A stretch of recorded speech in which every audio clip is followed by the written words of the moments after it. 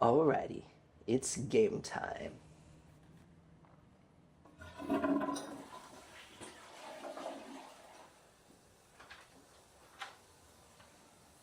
Oh, didn't expect you there.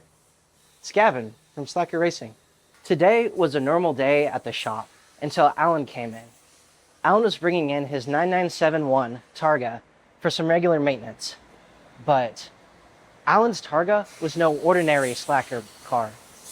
Alan's was the very first Slakker engine.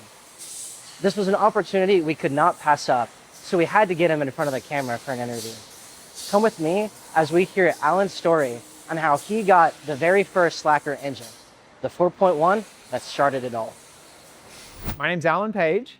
I have an 07 Targa 4S, now with a 4.1 liter Slakker Hartech engine. The story on the car was in May of 2022.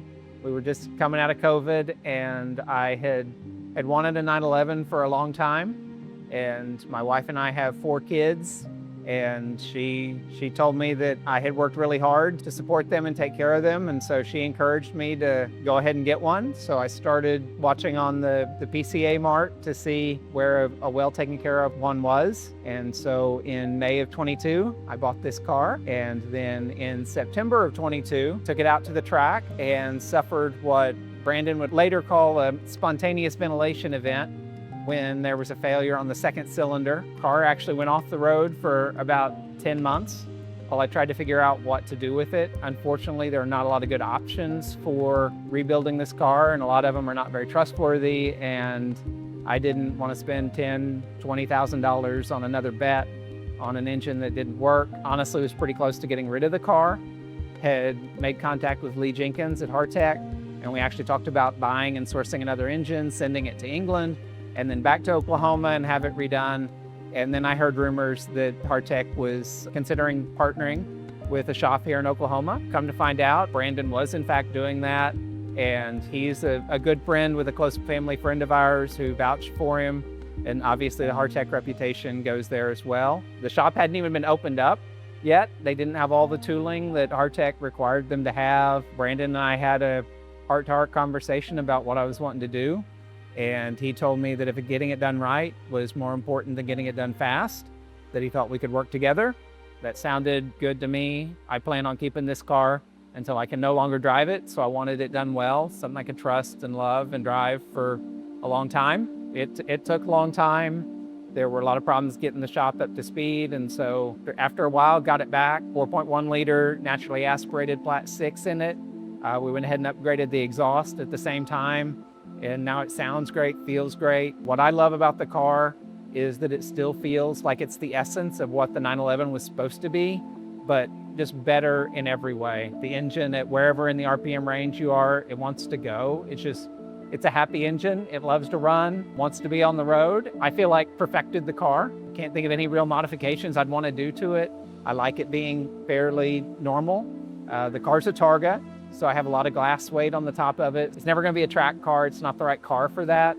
It's just a car that's amazing to drive in a spirited way on the roads, occasionally taking it to the track. But for the most part, it's just what I like driving around every day. And I try to maximize the miles per mile, and I can't imagine anything better. It's the dream for me, and I feel privileged to have it and take care of it. Yeah, it's going to get passed on to someone at some point, and I hope they love it as much as I do. So I was the first engine that went through the Slakker process. The more Brandon and I talked, the more I just felt like this shop was worth making a bet on.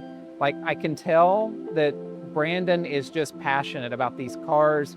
He loves them. He wants to keep them on the road. If you've ever watched his podcast or his videos, like, he tells stories about cars that he didn't end up needing to be rebuilt, because Brandon just wants people enjoying these cars and loving them, and he gets it. I think there's something that people who drive these cars just feel in their spirit. Brandon is one of those folks who'll work with you on keeping the car on the road, even if there's no dollars coming back to him. And I love that spirit. Yeah, I love sitting here in the shop and seeing how big it's gotten, because I think it was probably about a quarter of this size when my car first came in, and it seems like every time I make it to Oklahoma City, the shop gets a little bigger, they're doing a little more. Of course, getting into the forced induction stuff is super cool. I'm still in the naturally aspirated camp. That flat six, just breathing naturally, feels like the right one for me. But I know that a lot of people love the the turbochargers and superchargers. That's kind of Brandon going into kind of expanding beyond what Hartech has done and really learning and building out the technology. Again, for the folks who love those kinds of cars, there just aren't a lot of options for people that you can trust. I don't know, I just feel a sense of pride that Slakker has done well and is expanding and is successful, because I want that. I don't want people to have to sit there and wonder, what do I do with this completely broken engine in a car that I love, that I would really like to be driving? Because it's not a happy day for anyone. And this is just a great option for people. Yeah, I'm just proud every time to know that, yeah, I'm car number one, made this bet, and I'm so happy with it. Get to drive the dream because I was willing to take that chance on a shop in the middle of Oklahoma that decided to keep these cars on the road. It was also cool because Brandon invited me to go down to the track when Lee Jenkins from Hartech made his first visit to Oklahoma. So he and I got to walk around the car. He's the one who actually gave me my Hartech keychain. So that was super cool. He told me that the Targa is his favorite 911. And we talked about some of the styling cues on it and just why it is a super cool example of the 911, which obviously in my brain is the most iconic sports car that there is. I know my Corvette friends and Mustang friends disagree with me, but they're wrong. The 911 is just the epitome of the automotive mountain. Brandon, if he's being honest, probably had this same concern. Was there going to be enough business out there for Slakker to kind of hit that critical mass of momentum to be able to do what Brandon felt that it was able to do? That's what's super cool to me, to see that he's able to have kind of this 4.1 liter be the bread and butter and use that to do new stuff. I'm rooting for him. Anytime I hear any noise out there that where can I go to get this done, I point him here with no hesitation, because I see how he interacts with people. I mean, he wants it done right, and these cars deserve that. If there was someone on the fence trying to figure out where they could go, what would you say to them? I would say, kind of like I was saying earlier, I would try to ascertain, is it someone who just really loves this car for what it is?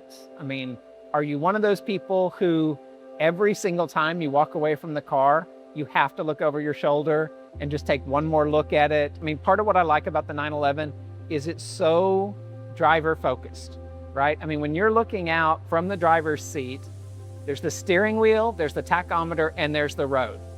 That's all this car is focused on.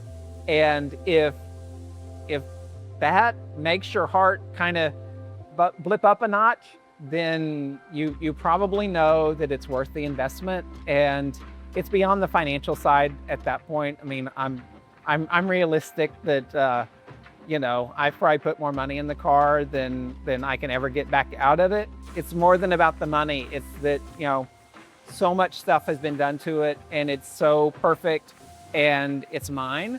And so if that's the kind of person that you are, and maybe this is just my personal bias, but I feel like when you look at the car, when you sit behind the wheel, if that's the kind of person you are. And if that's you, and you want to work with people who are like that and have that same spirit and passion about these cars, then give Brandon a call. He's one of the nicest people I know. After you talk with him for 5 or 10 minutes, I think you just know, your knower knows what your knower knows, and you know that, yeah, that's a guy I want to do business with, or not. If it feels like yes, make the bet and do it. These engines are fantastic. It feels better in every way than it did when it rolled off the factory floor. So yeah. So earlier when I was watching them doing service on my car, there's a reason behind everything that they do here at Slakker. I love that. I love that there's a process. Brandon is very process oriented, and he feels like there's a right way to do things and a wrong way. I think someone mentioned earlier that if we can measure it, we can improve it. I love that, and I love how there's constant learning and leaning into the improvement of the process, because every process can be improved. And I hope that everyone knows, I think they do, that every car they put out of here is putting big smiles on people's faces. It improves people's lives, and it's super cool. Thank you very much. I enjoy being on this journey, and I hope it continues to go well for Slakker and the whole Porsche community. Awesome. All right.